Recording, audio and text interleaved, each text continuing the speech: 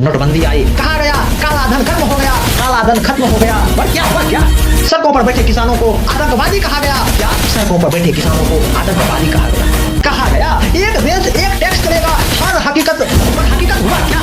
लाखों मजदूर बेरोजगार हो गए और छोटे व्यापारी बर्बाद हो गए। दोस्तों, भारत वह भूमि जिसने लोकतंत्र को जन्म दिया, जहां जनता की आवाज कभी बंद नहीं हुई, लेकिन 2014 के बाद एक नई कहानी लिखी गई।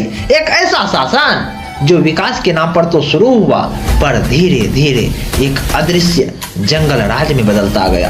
कहा गया आए अच्छे दिन, पर क्या वो अच्छे दिन सच में आए क्या, या सत्ता के गलियारों में छिप गया लोकतंत्र का स्वर? हेलो दोस्त, सबसे पहले मेरा परिचय, मेरा नाम रंजित भैया, और सर आज हम नरेंद्र मोदी का 2014 से लेकर 2024 के बीच नरेंद्र मोदी के युग की कहानी बताना चाहूँगा, इसीलिए वीडियो को धैर्य से देखिएगा। और यदि वीडियो पसंद आए तो इस वीडियो को like, comment, subscribe and share जरूर करिएगा। तो सर चलिए करते हैं हम अपनी कहानी की शुरुआत। सर हम अपनी कहानी की शुरुआत करना चाहेंगे 2014 ईस्वी में, जब नरेंद्र मोदी का एक नए युग की शुरुआत हुई। तो दोस्तों 2014 ईस्वी का चुनाव भारतीय राजनीति का भूचाल था। नरेंद्र मोदी गुजरात के विकास पुरुष, जिन्होंने कांग्रेस मुक्त भारत का नारा दिया, जनता ने भरोसा किया और देश ने उम्मीद की, और इतिहास ने उसे 282 सीटों की अपार शक्ति दी। लेकिन दोस्तों, शक्ति जब बेइंतहा हो जाती है ना, तो लोकतंत्र का संतुलन टूट जाता है। पहले ही कार्यालय में मीडिया की आवाज दबने लगी, बोलने वालों पर देशद्रोह के मुकदमा चढ़ने लगे और असहमति को राष्ट्रीय विरोध कहा जाने लगा। तो दोस्त अब हम जान लेते हैं कि कैसे सत्ता का केंद्रीकरण नरेंद्र मोदी सरकार में होने लगे। तो दोस्तों, मोदी शासन का दूसरा नाम था केंद्रीकरण।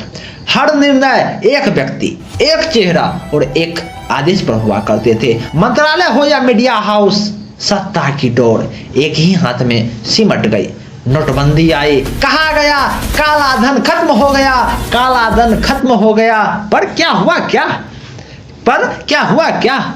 देश की अर्थव्यवस्था ठहर गई, लाखों मजदूर बेरोजगार हो गए और छोटे व्यापारी बर्बाद हो गए, ये नोटबंदी के चलते। जीएसटी भी आया, कहा गया एक देश एक टैक्स चलेगा, हर हकीकत, पर हकीकत हुआ क्या?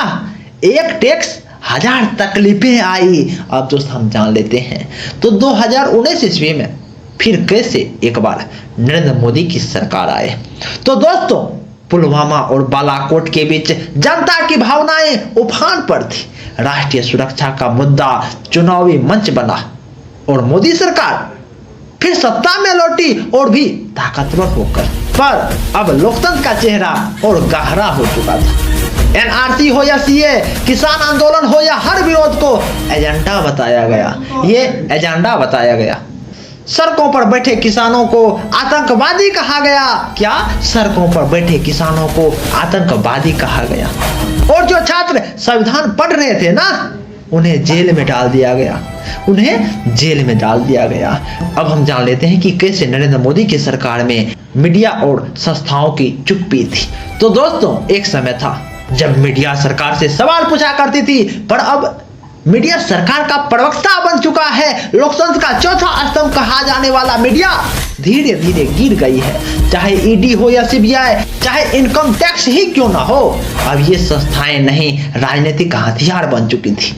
जो बोले उस पर जांच शुरू हो जाया करती थी, जो झुके उनकी प्रमोशन तो पक्की हो जाया करती थी।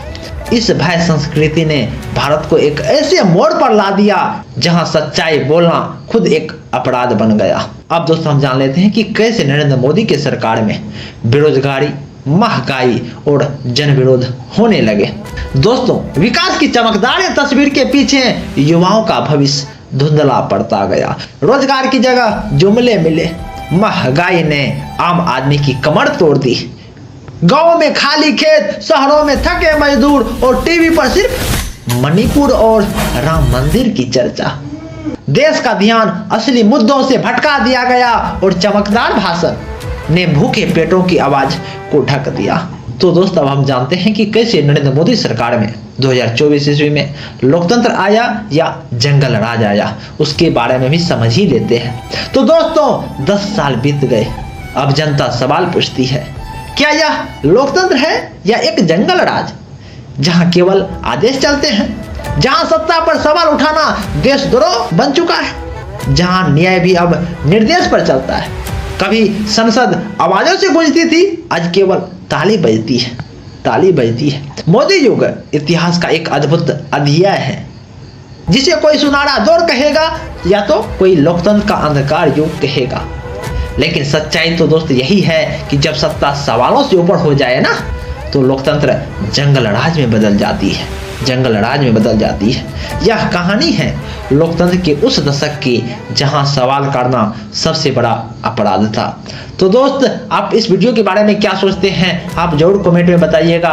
और यदि वीडियो पसंद आया होगा तो आप इस वीडियो को like, comment, subscribe and share जरूर कीजिएगा। नमस्कार सर।